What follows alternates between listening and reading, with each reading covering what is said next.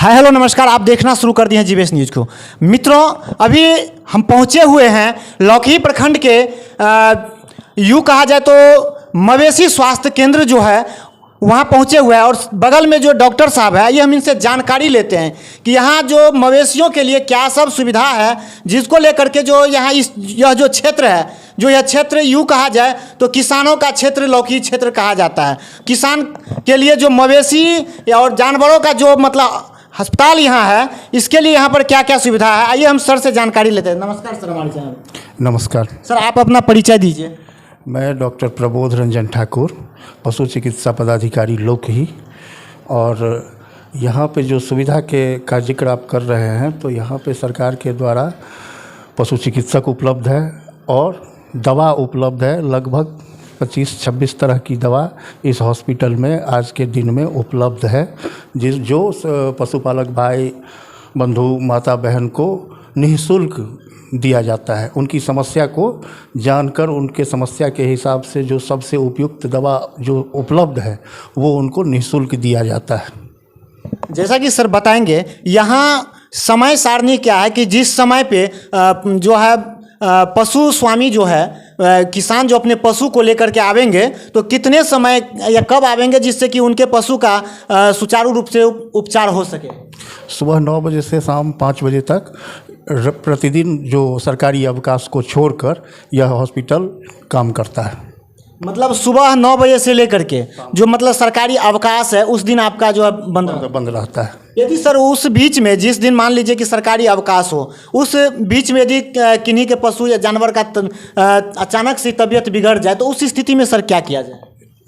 Mobile phone करने पे उनको उचित सलाह मिल जाएगा और ज़रूरत पड़ने पे हमारे स्टाफ भी उपलब्ध हो जाएगा। सर, जैसा कि आपने जो अभी बोल रहे हैं कि मोबाइल के जरिए उचित सलाह दे देंगे, लेकिन सर आपको भी मालूम होना चाहिए कि आप बिहार में हैं और बिहार के ऐसे क्षेत्र में हैं लौकही में जहां पर मोबाइल पर तो एक वार्ड सदस्य भी अपने समस्या मतलब जो है जनता का समस्या को नहीं सुनते हैं, तो फिर आप डॉक्टर साहब हैं और प्रखंड से कैसे आप सुन लेंगे, या मतलब ये जनता को बता रहे हैं कि मोबाइल पे सुनेंगे? नहीं, मोबाइल से आप किसी भी आकस्मिक परिस्थिति में आप हमसे संपर्क कर सकते हैं।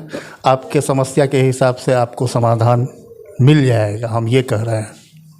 जैसा कि सर बताएंगे एक मिनट और कि अभी जो मतलब मवेशी जो गाय मवेशियों के मतलब जो नया जो वायरस जो कुछ करके आया है उसके बारे में आप क्या कहना चाहेंगे? और जो भी आपको देख रहे हैं एक डॉक्टर के नाते से आप उन जो है पशु चिकित्सकों मतलब पशुपालकों के लिए जो किसान है उनके लिए आप क्या सलाह देंगे कि किस तरह से अपने पशु का रक्षा करें? यदि खुदा न खास्ता यदि हो जाता है तो किस तरह से इसका उपचार किया जाए?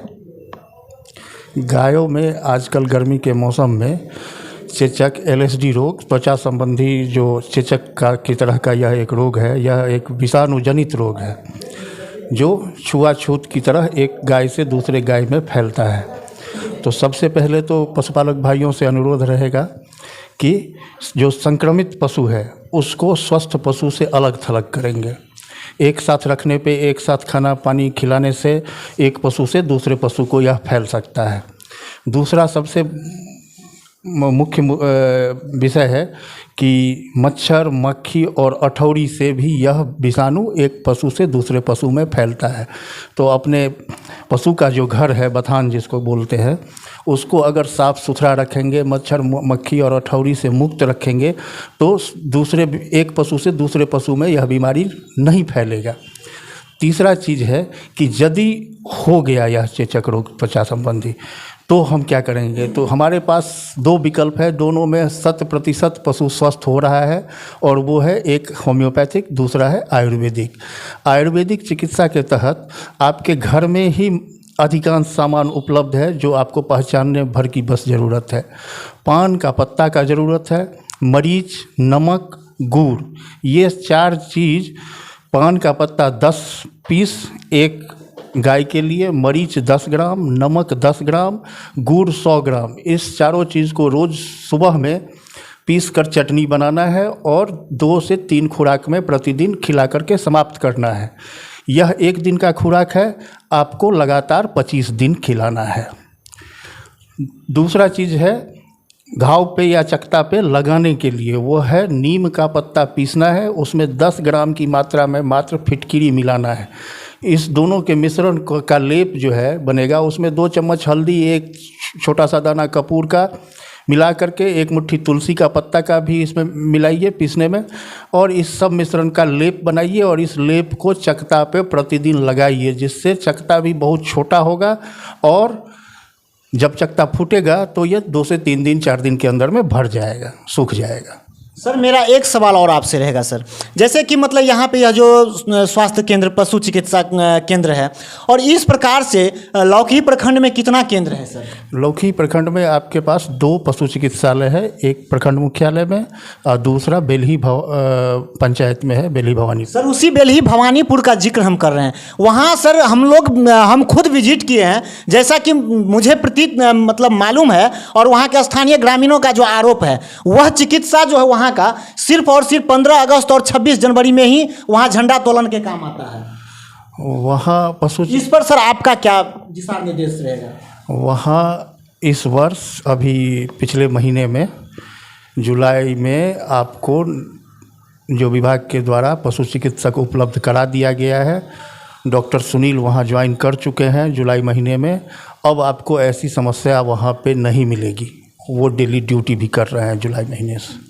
सर एक लास्ट सवाल आपसे और रहेगा, लास्ट सवाल यह रहेगा सर कि साफ़ सफाई को लेकर के आपके हॉस्पिटल में हमने प्रवेश किया, प्रवेश द्वार से जैसे ही प्रवेश किए तो वहाँ सर देखा गया कि आपके जो मतलब जो होता है कि पान का पीत, पराग गुटखा का जो मतलब जो बॉक्स डिब्बा इसको क्या बोलते हैं, हम तो खाते नहीं हैं, वो सब यत्र तत्र देखने को मिला है सर। इस पर आपका सर कहाँ तक क्या कदम रहेगा साफ़ सफाई को लेकर के?